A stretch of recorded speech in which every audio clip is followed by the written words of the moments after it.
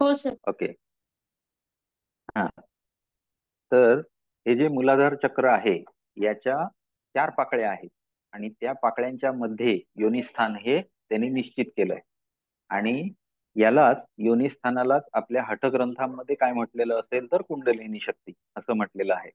आणि हठग्रंथामध्ये कसं सांगितलंय तर कुंडलिनी शक्तीला मारून फटके देऊन झालं तरी ती निद्रिस्त अवस्थेत आहे, तिला जागृत करून कुंडलिनीला मूलाधारा मार्गे वरती न्यायचं आहे, हे तिकडे सांगितलंय हठग्रंथामध्ये.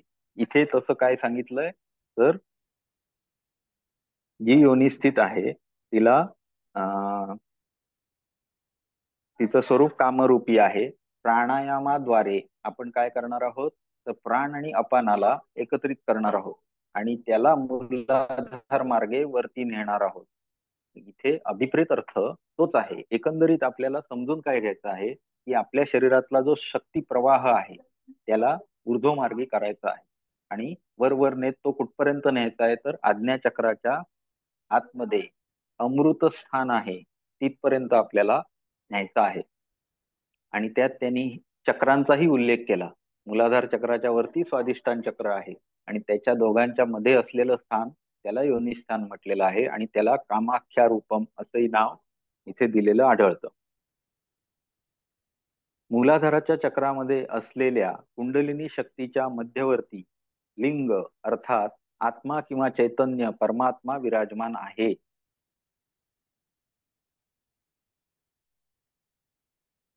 योनिस्थान हा जो ऐकायला येतोय ना व्यवस्थित?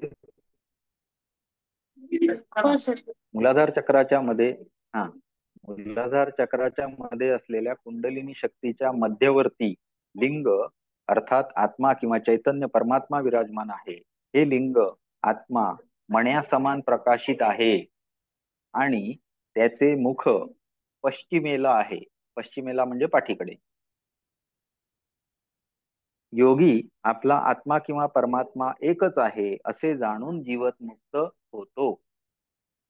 आता हे कशा अर्थानं सांगितलंय हे सांगणं जरा मला कठीण वाटतंय, परंतु आपल्याला वर्णन म्हणून हे या ग्रंथामध्ये अशा स्वरूपात आलेलं आहे हे समजून घ्यायचं आहे. जर इथे विचार केला तर मस्तके मणिवत भिन्नम यो जानती त योगवीत त्याच्या आधीचा श्लोक असतो. योनीमध्ये स्थितम लिंगम पश्चिमाभिमुखम तथा मस्तके मणिवत भिन्नम. हा, इथे जरा श्लोकाचा अर्थ करायला चुकलेले आहे. मस्तकामध्ये जो आहे तो मण्यासमान प्रकाशित आहे आणि तो यापासून भिन्न आहे, तो आत्मा आहे आणि त्याला लिंग म्हटलेलं आहे. आलं लक्षात? आणि इथे काय म्हटलेलं आहे तर याला कामाख्या किंवा याला रज म्हटलेलं आहे. ते पुढे येणार आहे पुढे थोडक्यात. आणि हे रज जे आहे ते ऊर्ध्वगामी करून लिंगापर्यंत न्यायचं आहे वरती, अशी पुढे कन्सेप्ट येते. कदाचित त्या अर्थाने हा श्लोक लिहिलेला असावा, त्यामुळे अर्थ करताना बऱ्याच गोष्टी आपल्याला ध्यानात घ्याव्या लागतील. पुढे पुढे जाऊ तसं कदाचित याचा अर्थ आपल्याला स्पष्ट कळत जाईल. आता पुढे बघू मूलाधार चक्र. मूलाधार चक्र हे 4 पाकळ्यांचं कमळ आहे. या चक्रात तप्त सोन्याप्रमाणे प्रभा आणि विजेप्रमाणे चमक आहे. कसं आहे मूलाधार चक्र तर सोन्याप्रमाणे, सोनेरी वर्ण इथे सांगितलाय, परंतु हटप्रदीपिकेच्या ग्रंथामध्ये बघितला तर लाल. लाल रंग हम्म. सांगितलाय. बरोबर आहे. तर इथे सोन्याप्रमाणे प्रभा आणि विजेप्रमाणे चमक आहे. याचे स्थान मूलाधाराच्या अग्नीच्या वरती आणि मेढ्र अर्थात शिस्नाच्या मुलाच्या खाली आहे. म्हणजे जी जागा आपल्याला हटप्रदीपिकेमध्ये सांगितली ती आता इथे त्यांनी व्यवस्थित सांगितली. पेरिनियम, पेरिनियल रिजन, वंशन आणि गुदा याच्या मधला भाग, इथे त्यांनी मूलाधाराचं स्थान सांगितलं. पुढे स्वाधिष्ठान चक्र. स्वशब्देन भवेत प्राणः स्वाधिष्ठानं तदाश्रयं स्वाधिष्ठानं तत् चक्रम मेढ्रमेव निगद्यते. स्व या शब्दाचा अर्थ प्राणवायू असा आहे. स्वाधिष्ठान चक्र प्राणवायूचे आधारभूत चक्र आहे. हे चक्र लिंगमूलात स्थित आहे. या चक्रामध्ये 6 पाकळ्यांचे कमळ आहे आणि स्वाधिष्ठान चक्र मेढ्र किंवा लिंगमूलात स्थित आहे. हे समजायला काही कठीण नाहीये. फक्त ह्यांनी इथे त्यांनी काय म्हटलंय तर प्राणवायूचं हे द्योतक आहे. स्वाधिष्ठान चक्र हा एक नवीन आधारभूत चक्र, प्राणवायूचं आधारभूत चक्र असं याला म्हटलंय त्यांनी. आणि जनरली आपला जो नाभी खालचा भाग जो आहे तो आपण स्वाधिष्ठानाच्या अंतर्गत मानतो, बरोबर आहे. तर तिथे स्वाधिष्ठान चक्र आहे आणि त्याला कमळ किती म्हणजे पाकळ्या किती आहेत तर 6 पाकळ्या आहेत. आता त्याच्या वरचं चक्र मणिपूर चक्र. मणिवत तंतूनाम यत्र यंत्र वायुना पूरितं वपुः तत्राभिमंडलं चक्रम प्रोच्यते मणिपुरम मणिपूरकम. द्वादशार महाचक्रे पुण्यपाप नियंत्रितः तावज्जीवो स्वमत्येवं यावत् तत्वं न विंदती. याचा अर्थ काय आहे तर नाभिस्थानी केंद्रित होणाऱ्या अनेक नसा नाड्यांमध्ये प्राणवायू असतो. मणिपूर चक्र हे नाभीमध्ये स्थित आहे. स्थान कुठलं नाभी, आणि तिथे विविध नाड्यांमधून प्राणवायू हा येत असतो असं ते सांगतात. सुषुम्ना नाडी नाभिकंदापासून सुरुवात होते आणि मण्यात ओवलेल्या धाग्याप्रमाणे चक्रामधून वर जाते.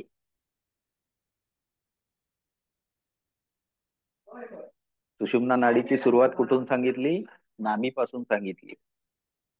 आणि ती नाडी कशी वर जाते तर जशी मण्यात ओवलेला धागा असतो तसे हे मणी म्हणजे विविध चक्र आहेत आणि त्याच्यामधून मध्यभागातून वर जाणारी अशी जी आहे ती सुषुम्ना नाडी आहे. या चक्राचे नाव मणिपूर चक्र आहे कारण मण्यात ओवलेल्या धाग्याप्रमाणे सुषुम्ना नाडी इथून सुरू होते आणि वर जाते, म्हणून याला मणिपूर असं नाव दिलेलं आहे. हे वाटतं काय सात्विक वाटतं आपलं नाव दिलेलं वर्टेब्रल असावं. कॉलम व्हर्टिब्रल कॉलमला पण मणी म्हणू शकतो आपण, जे हे आहेत ते प्रत्येक वर्टिब्रा एक मणी असं पण आपण म्हणू शकतो.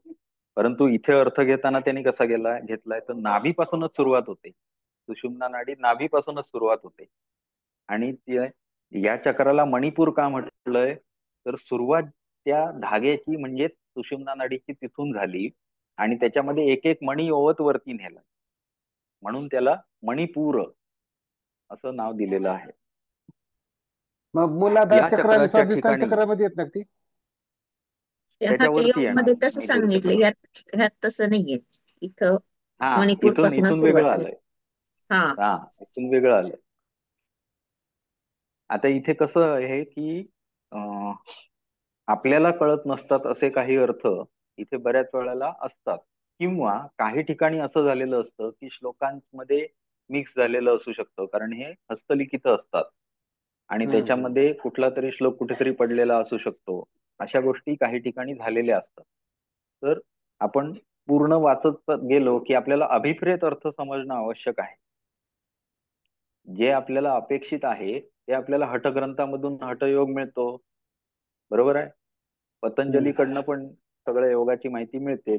इतर दर्शन पण आपल्याला सांगणारी आहेतच अर्थ, परंतु त्यांचा मूळ स्रोत आपण बघत आहोत हे विसरायचं नाही बघताना. कधी कधी याच्यामध्ये थोडस हस्तलिखितामुळे चूक सुद्धा असू शकते, पण आपण मात्र आपला मेंदू शार्प ठेवून आपल्याला काय सुचतोय त्यातून काय काय आपण घेऊ शकतो या दृष्टीने आपण बघायचं आहे. या चक्राच्या ठिकाणी 12 पाकळ्यांचे कमळ आहे. पहिलं 4 झालं, मग 6 झालं आणि आता हे 12 तर आता 10 ना 12. ह्याला मणिपूरला 10 नाही ना. नाही इथे 12 पाकळ्या, इथे द्वादशार लिहिलंय महाचक्री 12 म्हणते ना. पाकळ्याचं 12 पाकळ्याचे कमळ आहे इथे. गोरक्ष पद्धती आणि हठयोग मधील अन्य पंथा अनुसार मणिपूर चक्र 10 पाकळ्यांचे आहे. या चक्रामध्ये पाप पुण्याने बांधला गेलेला जीवात्मा जोपर्यंत पुनर्जन्म घेत राहतो तोपर्यंत त्याला ब्रह्म साक्षात्कार होत नाही. म्हणजे बऱ्याच जणांची जी आध्यात्मिक उन्नती असते ती या चक्रापर्यंतच असते असं ते सांगतात. कुठे? हठग्रंथामध्ये. 10 पाकळ्यांचं कुठे सांगितलंय? हठग्रंथामध्ये. पण इथे मात्र काय सांगितलंय तर 12 पाकळ्यांचं आहे. 12. बरोबर आहे. मग असा जर तुम्हाला प्रश्न विचारला की ध्यानबिंदू उपनिषदामध्ये सांगितलेल्या चक्रांचं वर्णन करा, 4 मार्काला टिप, तर तुम्हाला हे अशा पद्धतीचंच लिहायचं आहे. त्यामुळे हे लक्षात ठेवा. आलं लक्षात? पुढचं नाडी चक्र. पुढच्या चक्राचं नाव आहे नाडी चक्र. आता हे कुठे आहे बघू. मेढ्र किंवा लिंग मुलाच्या वरती, नाभीच्या काहीसे खाली. कुठे? मेढ्र किंवा लिंग मुलाच्या वरती परंतु नाभीचे काहीसे खाली पक्ष्याच्या अंड्याचा आकाराचा कंद आहे. पक्ष्याच्या अंड्याच्या आकाराचा कंद, कंदमूळ आपल्याला माहिती आहे. तर ते तशा आकाराचा टणटणीत अंड्याच्या आकाराचा कंद आहे आणि या कंदातून 72,000 नाड्या निघतात. या हजारो नाड्यामधून 72 नाड्या मुख्य आहेत. किती नाड्या निघतात इथे सांगितलंय? 72,000 नाड्या. हा. आणि आता इथे जर मधला मगासचा श्लोक बघितला तर नाभिस्थानाला केंद्रस्थान मानलंय आणि तिथे प्राणवायूचं हे सांगितलंय काय? अधिष्ठान. अधिष्ठान आहे असं सांगितलंय. आणि त्याच्या खालचा हा जो कंद आहे त्याच्यामधून 72,000 नाड्या निघतात असं सांगितलंय. जर ते अधिष्ठान मानलं म्हणजे मेन सोर्स मानला की जिथून प्राणवायूचं संचरण होणार आहे तर तो सर्व शरीरामध्ये पसरवण्यासाठी 72,000 नाड्या पाहिजेतच. मग तो त्याच्या मूळ स्थानाच्या जवळ पाहिजे. बरोबर आहे. हे सगळं जुळतंय इथे जुळवताना. त्यांचे जे लॉजिक आहे ते आपण बघूया कसं त्यांनी लॉजिक लावलं असेल हे आपण बघायचं आहे. तर सर मणिपूर या चक्राच्या इथून सांगितलं होतं उगम सुषुम्ना नाडीचा आत्ताच. हा आणि आता इथं होय सांगतायत की ह्या चक्र नाडी चक्राच्या इथून. हा हा. पण आता असं. त्याला पण काहीतरी असेल ना पुढे, बघू आपण मिळत असेल तर. त्यांची लिंकेज मिळाली तर आपल्याला फार चांगलं होईल. हजारो नाड्यामधून 72 नाड्या मुख्य आहेत. या 72 नाड्यामधून 10 प्राणवाहिनी नाड्या परत मुख्य आहेत. त्यांची नावे पुढील प्रमाणे: इडा, पिंगला, सुषुम्ना, हस्तिजिव्हा. हे सगळं लिहून द्यायला हवंय का तुम्हाला? तुमच्याकडे आहे? पीडीएफ सरांनी टाकलेलं आहे. इडा, पिंगला, सुषुम्ना, हस्तिजिव्हा, पुषा, यशस्विनी, अलंबुसा, कुहू, शंखिनी. ह्या 10 नाड्या आहेत की ज्या मुख्य आहेत असं सांगतात. पहिल्या 72,000 त्यातून 72 त्याच्यातल्याही 10 यांची नावं आपण बघितली. यातीलही 3 नाड्यामध्ये प्राणवायूचे सतत आवागमन होत असते. या 3 नाड्या म्हणजे इडा, पिंगला आणि सुषुम्ना आहेत.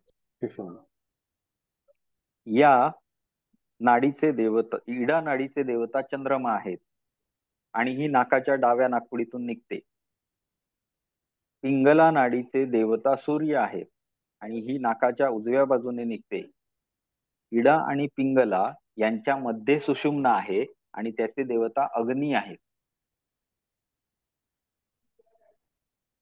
शरीरात या 3 नाड्या प्राणवायूचा मुख्य मार्ग आहे. इडा नाडी सुषुम्नेच्या डाव्या तसेच पिंगला उजव्या बाजूला आहे आणि दोघांच्याही मध्ये सुषुम्ना नाडी आहे.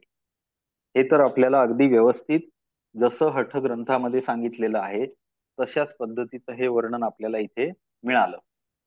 आता हे आपल्याला जो क्रम सांगितलाय तो इडा नाडीपासून वगैरे सांगत खाली शरीरामध्ये 72,000 नाड्या आहेत हे जे वर्णन आहे त्याचं ह्यांनी कसा अर्थ लावलेला आहे तर जर समजा तुम्ही इडा नाडीने श्वास घेतला, कुंभक केला, तर तो प्राणवायू जो आहे तो कुठे जाईल?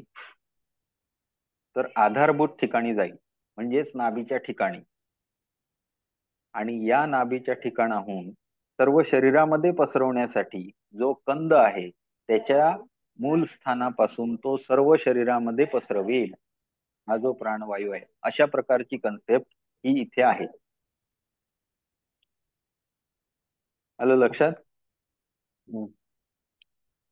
चला आता प्राणादी 10 वायू, त्याच्या पुढची कन्सेप्ट एवढंच घेऊया आणि थांबूया आज. प्राण, अपान, समान, उदान आणि व्यान हे 5 प्राणवायू मुख्य आहेत. आणि त्याच्याबरोबर नाग, कुर्म, कृकल, देवदत्त आणि धनंजय हे 5 वायू उपमुख्य आहेत, उपप्राण आहेत. कारण या आता हे उप का म्हटलेले आहेत, तर कारण या वायूंचे शरीरातल्या हजारो नाड्यांमध्ये सतत भ्रमण करणे प्राण आणि अपान यांच्या अधीन आहे. असला काहीतरी खवचट प्रश्न कशात येतो? नेटला येतो, नेट सेटला. आलं का लक्षात? का त्यांना उपप्राण का म्हटलेलं आहे? तर मग त्यांना सांगायचं की त्यांचं भ्रमण जे आहे ते प्राण आणि अपान यांच्या अधीन आहे, म्हणून ते उप म्हटलेले आहेत. ते प्रधान नाहीत, प्रधान प्राण आणि अपानच होती. अशा पद्धतीत हे प्राणादी 10 वायू सांगितले. आता उद्यापासून आपण अजून पुढचं जे आहे ते बघू. आतापर्यंत आपण निम्म्यापर्यंत म्हणजे 57व्या श्लोकापर्यंत पोचलेलो आहोत. चालेल, थांबूया. हरिओम. ओके, हरिओम.